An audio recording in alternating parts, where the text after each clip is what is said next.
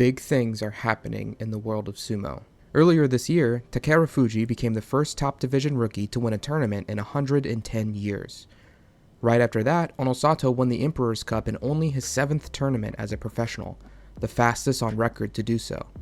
Both Onosato and Takerufuji had standout careers in college and high school amateur sumo. But there is another Rikishi currently in the top division who was right alongside them. And as the two record-breaking prospects were rapidly ascending through the lower ranks, they both suffered losses to this Rikishi with the dark purple Mawashi. He even notched a win over Yokozuna Takerufuji in the lower divisions when he was in the middle of his career renaissance. So who is this Rikishi, who was classmates with Takerufuji and who came up through amateur sumo next to the likes of current Ozeki Hoshoryu?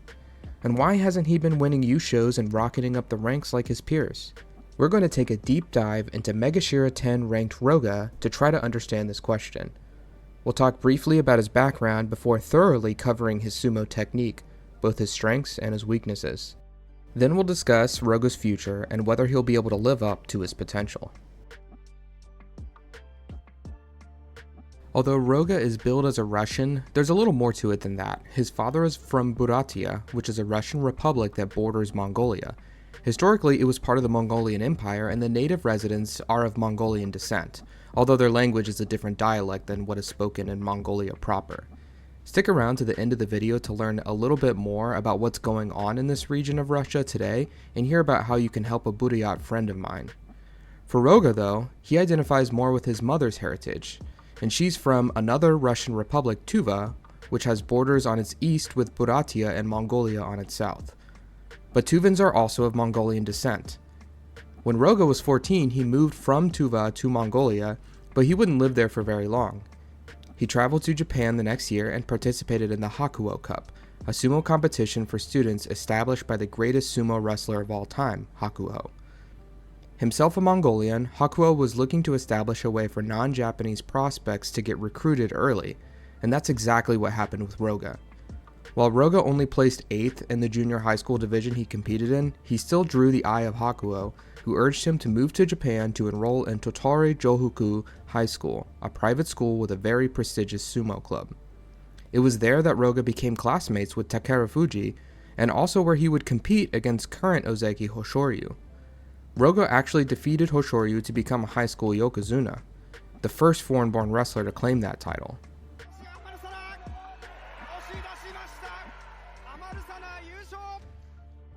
If you want to learn a little bit more about Roga's background, subscribe to Sumo Stew and watch the video she made on some of the new guys in the top division. Now let's look more closely at what Roga does on the dohyo. Sumo styles are broadly separated into two categories: Oshizumo, which is the pushing and thrusting styles, and Yotsu Sumo, which covers the grappling styles, which involves gripping the opponent's mawashi. Roga fits into the latter category. Within Yotsu Sumo, we can break styles down further based on what specific grips the Rikishi favors. A right hand inside, left hand outside grip is called Migi Yotsu, while the opposite grip, right outside and left inside, is called Hidari Yotsu. Roga favors the Migi Yotsu grip, so that's what we'll take a look at first. At the Tachi-ai, Roga likes to fold his right arm across his body, both to ram his shoulder into his opponent and so he can swim his right arm inside to get his preferred inside right position, from where he can start to push his opponent back. But look at how he grabs over the top of his opponent's right arm on the other side to secure a strong grip on the mawashi there. From the Migi Yotsu grip, the primary goal is usually to force the opponent back for a straightforward Yorikiri frontal force out win. But there's actually a lot of nuance in these techniques. First, there are different ways Roga can make sure he secures his favored outside left grip, and one of those is to scoop his hand up from underneath at the Tachi-ai. And then he'll hang on to that grip tightly while forcing his opponent backward, continually off-balancing them by pulling up on the mawashi. This scooping left at the Tachi-ai often lets him get a grip on the front of the mawashi, called the Maimitsu. He'll lean over and fold his torso over his left hip to get a clear shot at the Maimitsu, loading his weight onto his front leg in the process. With that Maimitsu grip, he can pull forward on the mawashi more easily, allowing him to use his opponent's forward momentum against them.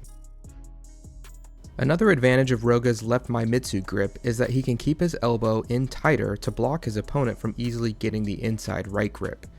Then he combines it with getting his head positioned under his opponent's, standing him up tall and further preventing him from getting any of his own grips. He pulls forward with his Maimitsu grip while circling out. These tactics allow him to push out bigger and stronger opponents who would normally overpower him in a belt grappling battle.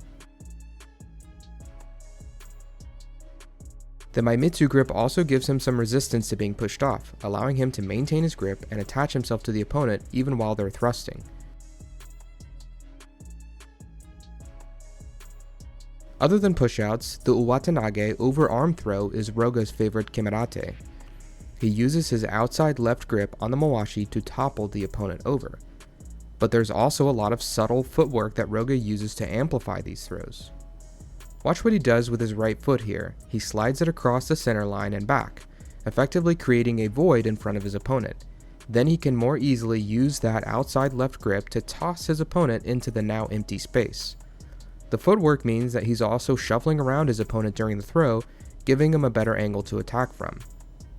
The sliding right foot can be accompanied by a step outside with his left to create an even more dramatic change of angle during the throw. Roga can increase his chances of success with his Uwatenage at the tachi by slapping the opponent's head, forcing their head onto his right shoulder. We'll see more about the importance of head position later, but for now, just know that it helps him get deep on his outside left grip. What's good about Roga's Uwatenage is that it can play off the threat of the Yorikiri frontal force outs. Here he drives his opponent all the way to the Tawara, where he pushes back into Roga with everything he has. But Roga turns that against him by rotating and pulling him forward with the outside left. Notice also how that inside right grip can also help tremendously during throws, adding to the torque by pulling in the opposite direction. Roga is probably at his best when he can combine his Yorikiri with his Uwatenage. It's like a 1-2 punch in boxing, a fundamental combination with a lot of nuance to the technique. But it's not just his Yorikiri that sets up his Uwatenage, but the reverse is also true. Even if the opponent doesn't get tossed, being able to move them around with the outside left grip can set them up to be easily pushed out. I said I would come back to the importance of head position, so notice here that the fact that Roga has his head on the same side as his grip allows him to use his head to help push his opponent in the same direction the grip is forcing him. Rikishi train diligently to keep their feet on the dohyo at all times to firmly root themselves, but Roga can use that outside left grip to take that away. And that deft footwork we pointed out earlier can be used in tandem with the outside left to accomplish that as well. There's one more kimarite I want to bring up before we move on from talking about the outside left, and that's the uwate dashinage, or pulling over arm throw. Again, Roga gets his outside left grip at the tachi, then pummels his right arm inside as well. But instead of pushing forward from here like he usually does, Roga shifts off to the side and uses his outside left to pull the opponent forward, removing his own inside right grip in the process and allowing the opponent to sail past him. Now let's talk about his attacks on the other side of his Migiyotsu grip, using his right hand inside. First, we saw earlier that Roga doesn't always get a grip on the mawashi on the right side, and instead keeps it up high under his opponent's armpit. One advantage of that is that he can make it difficult for his opponent to get a grip on that side, but he can also throw his opponent from this position with a skui nage, or beltless arm throw.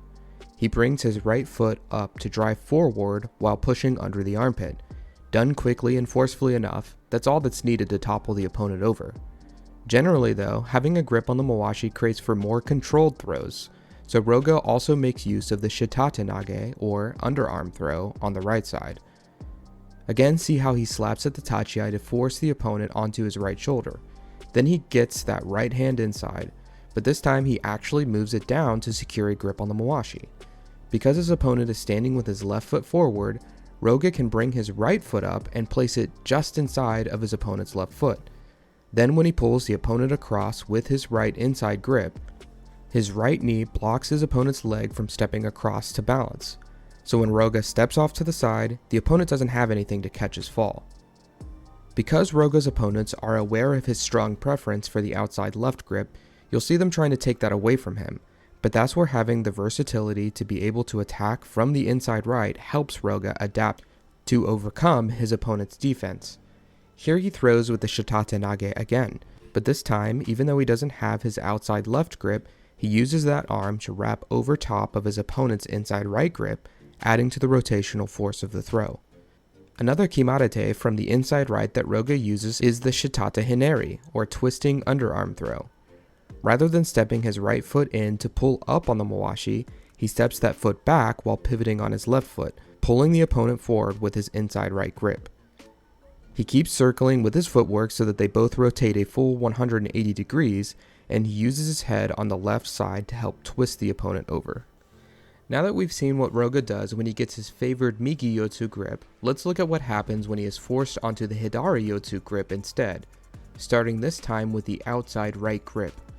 Generally, Roga relies on pulling maneuvers to set up throws from his outside right grip. There's that circling footwork we've seen a lot from him, and he gets an outside right grip on the mawashi with a head post on the same side. He uses those to pull the opponent forward while he pivots. This is called an awatadashinage, or pulling over arm throw, but in this case his opponent avoided getting thrown out, so Roga finishes with a Nadoa throat thrust for an oshidashi frontal push-out win. Another pulling maneuver from the outside right that Roga uses is the Owata Hineri, or twisting overarm throw.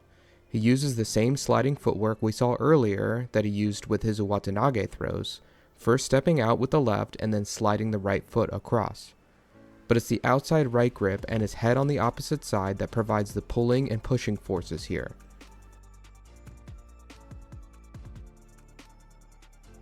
If he has the head on the same side as his outside right, he can still use this technique, but instead of using the head to help force the opponent over, he drops his weight down really low, taking advantage of the fact that his opponent is leaning his weight onto him. Then when he pivots out, he's removing the support that his body offers the opponent, and that outside right belt grip twists the opponent's weight over to the side where nothing is there to hold him up. Roga has another tricky tool from the outside right that we haven't seen him use much when he has his preferred grips. Here he's bumping forward to threaten a Yorikiri. To counter, his opponent shifts his stance to bring his left leg inside to block and trip out Roga's right leg. He's looking to hit a Sukui Nage beltless arm throw on the left. But Roga brings his left foot forward to catch his balance and prevent himself from getting tipped over. His opponent resets as he circles off the Tawara to try for the Sukui Nage again, but this time Roga hooks his right leg around the back of his opponent's leg, tripping it out. This is called a Sotogake, or outside leg trip. That outside right grip is what lets him push into the opponent and force him over the tripped leg. Let's look at another time that Roga used the Sotogake from the outside right. Here he folds his left arm across his body at the tachi rather than his right, and immediately snatches an outside right grip on the mawashi. The opponent digs his arm inside to get his own grip on that side though, and switches his stances to try to throw Roga with a shitate nage. But Roga is wise to it and counters with the Sotogake. The opponent is able to balance a bit on one foot, so Roga has to give him one final push to force him over. Because it was the push that ultimately led to the finish, this kimarete here was rolled an abise teoshi, or backwards force down. Now to finish out our discussion of the Hidari Yotsu grip, let's look at the inside left grip. Roga doesn't have a lot of wins coming from this grip, but he has one really important one against Onosato that we mentioned earlier. Roga folds his right arm across his body at the tachi as usual, but Onosato comes in with his hands ready to push, looking to avoid a mawashi battle altogether. Roga gets his outside left, but Onosato pushes him off with both arms. Roga is able to hang on, but watch how Onosato shows his incredible speed and dexterity in breaking Roga's grip. His right arm chops down onto Roga's arm, while his left hand slaps down on the shoulder. This both breaks the grip and off-balances Roga. Onosato now shoots his left arm inside to start pushing forward. Roga grabs behind the triceps though. Then, as he is being forced backwards, he pummels his left arm inside. As Onosato is lifting his right foot to bring it forward as he is walking Roga towards the edge, Roga pushes up underneath his armpit, with his inside left while pulling and twisting him over with that grip on the back of Onosato's arm. Now there's another grip called the morozashi, and it's when the rikishi gets inside grips on the mawashi on both sides. It's a very dominant position, so the opponent is going to do everything he can to prevent you from ever getting there. But as a Yotsuzumo rikishi, Roga looks to find the morozashi when he can, and he usually brings a swift end to the match.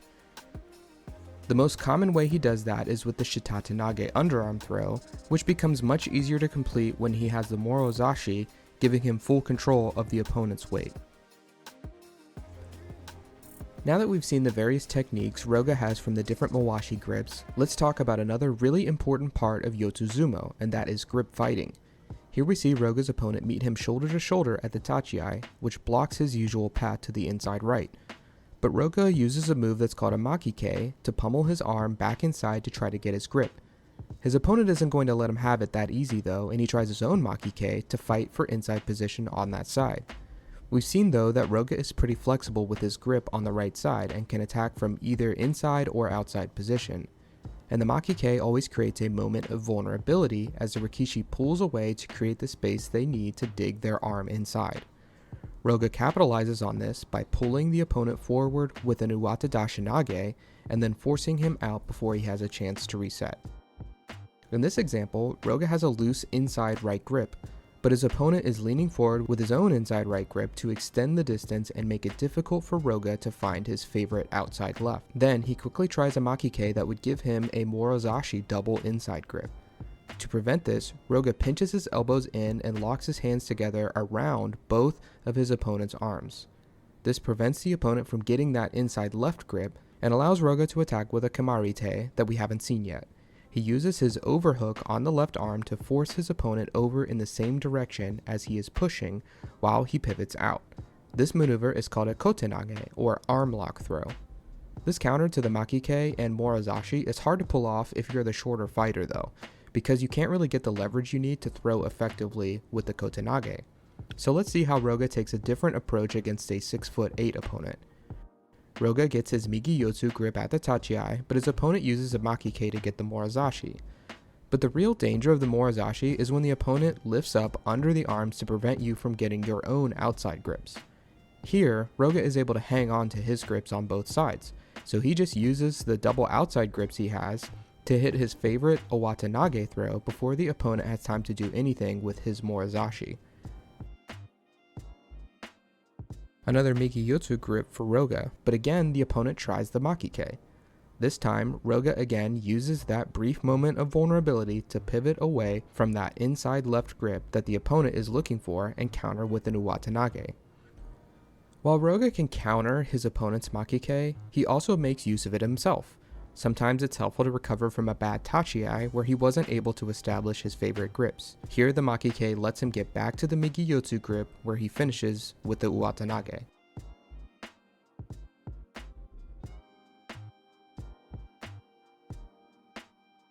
Now let's talk about what happens when Roga is denied any grips and forced into an Oshizumo battle, because that's where we'll start to see some of his weaknesses. Roga's known preference for the outside left means that strong pushers can often frame him off at the tachiai to prevent it.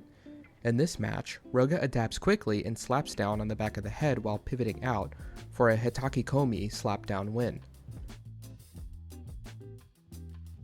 This time, the opponent uses a Nadowa throat thrust at the tachiai, denying Roga his left Maimitsu grip. When Roga doesn't have his grips, you often see him getting pushed back by the opponent. But the footwork he relies on so often in his Yotsuzumo serves him well when he's stuck in a pushing and thrusting battle as well. Again, the Nadowa forces him off of the Maimitsu, and he's forced to slap it out at range. Roga often just looks off balance and uncomfortable in these matches, and while he can certainly still win, he doesn't have the size or strength necessary to look stable against strong pushers. So Roga loses more often than not when an Oshizumo opponent can block his grips.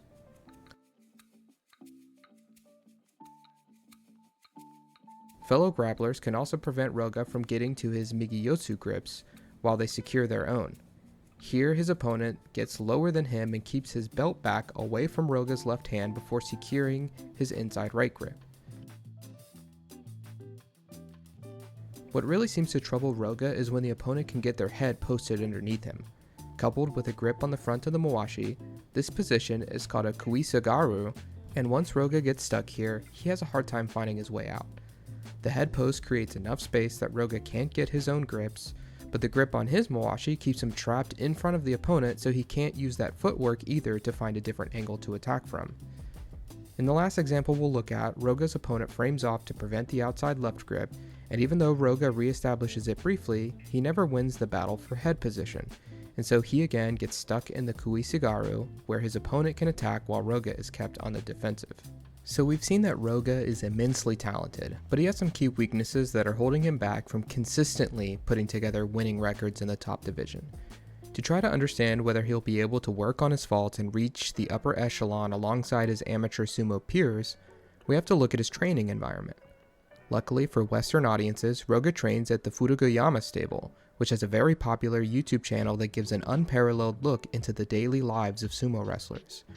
And while you'll definitely see footage of Roga eating, lots and lots of Roga eating, you'll also see lots of Roga training hard with his stablemates. We can even get unique insight into the relationships he has with his training partners, and every now and then Roga will open up about things like eating horse meat and tuva. More importantly for this analysis, we can also see Roga's relationship with his stable master, the former Ozeki Miyabiyama. The fact that Miyabiyama was able to become an Ozeki in the era of the great Hakuo and Asashoryu shows just how good he was, but some people have pointed out that he was an Oshizumo specialist, so there's a question of whether he can help Roga take his Yotsuzumo to the next level. But for Miyabiyama to have competed against two of the greatest grapplers of all time, he had to have some deep knowledge of the Yotsuzumo tactics he was facing, and to get to the level of an Ozeki, he also had to have some well-rounded skills. So I don't think it's fair to put any blame on Roga's master. But what about Roga's training partners? Does he have any Rikishi that can push him to get better on a daily basis? Roga is actually the first Sekitori in his stable and the only one who has managed to reach the top division of Makuuchi, so he mostly trains with Rikishi that are ranked quite a bit lower than him. One of his main training partners is Nabatame, who briefly became a Sekitori for the 2024 Nagoya Basho when he debuted in Juryo, but his 4-11 record there sent him back down to Makushita for the upcoming Aki Basho. Still, while Nabatame doesn't have the size of the Makuuchi wrestlers that Roga is facing now, he does have the pushing style that tends to trouble him, so Roga should still be able to get plenty of chances to improve his Oshizumo. On top of that, Roga has mentioned that he often goes to other stables to train, so even though all those stables don't have YouTube channels for us to see what training is like there, you can pretty much guarantee that Roga is doing what he can to challenge himself against the best. So if Roga's slow rise to the top division isn't really because of his master or his training partners, what is it? Well, when Roga was first moving up to Makuuchi, his master gave his own thoughts on what is holding Roga back from matching the success of his classmates. He thinks that Roga lacks a bit of flexibility and needs to put on some weight and strength. And Roga himself has said that he constantly thinks about getting stronger. We can see that in Fudogayama's YouTube channel because Roga seems to always be off in a corner lifting weights. I said earlier when looking at Roga's weaknesses that he didn't have the size or strength to be resilient in the top division, and it looks like he's very aware that he needs to bulk up to be able to compete against the behemoths in Makuuchi. So when I watch the Sumo Food YouTube channel, what I see is that even though Roga is the highest ranking Rikishi in his stable, and almost every tradition, including what he has to wear, seeks to remind us of that, Roga doesn't seem to be letting any of that get to his head. He trains diligently, right alongside his stablemates, and has said that he carries a personal burden to set a good example for the lower ranking Rikishi. If he trains hard and does well, he knows that will carry down to his teammates as well. Even as we've seen Roga get more and more recognition, we also still see him exhorting his friends to believe in themselves.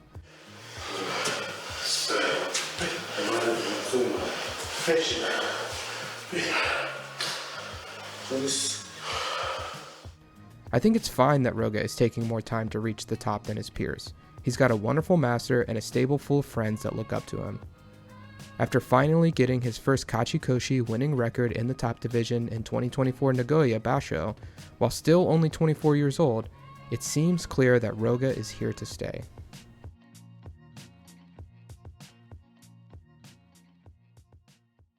Thanks for those of you who stuck around to hear how you could help my friend from Buryatia. You might not know that people who have the same ethnic background as Roga are dying in Vladimir Putin's war against Ukraine at an alarming rate. The BBC found that 6 of the 10 Russian regions with the highest mortality rates in Ukraine are located in Siberia and the Far East, and that men from Buryatia, a Russian republic whose residents are descended from Mongols, are 75 times more likely to die than men from Moscow. In addition to my day job as an engineer, I write MMA analysis articles for a Substack called the MMA Draw Newsletter, formerly Bloody Elbow, but my first opportunity to write about combat sports came because my friend Tumen from Buryatia was the editor of a website called The Fight Site, and he was the first person to give me a shot at writing analysis content. After the war started between Russia and Ukraine, Tumen quickly noticed how the Muscovites were sending his people to the front lines to die, so he attempted to immigrate to the US and claim asylum. However, due to our broken and corrupt immigration system, he ended up separated from his wife and trapped in a detention center where he's been stuck for nearly an entire year while he scrounges up money to hire a lawyer to make an appeal. You can read all about the horrendous living conditions he and many other migrants are being forced into via his handwritten letters that have been transcribed and published on the Fight Site. Right now, he's just asking for a few bucks to help buy some groceries, having been deprived of anything nutritious for the entire duration of his stay. You can find more info and send a couple quick bucks his way by visiting coffee.com/IggyTFS, and I would really appreciate it if you did. Thanks.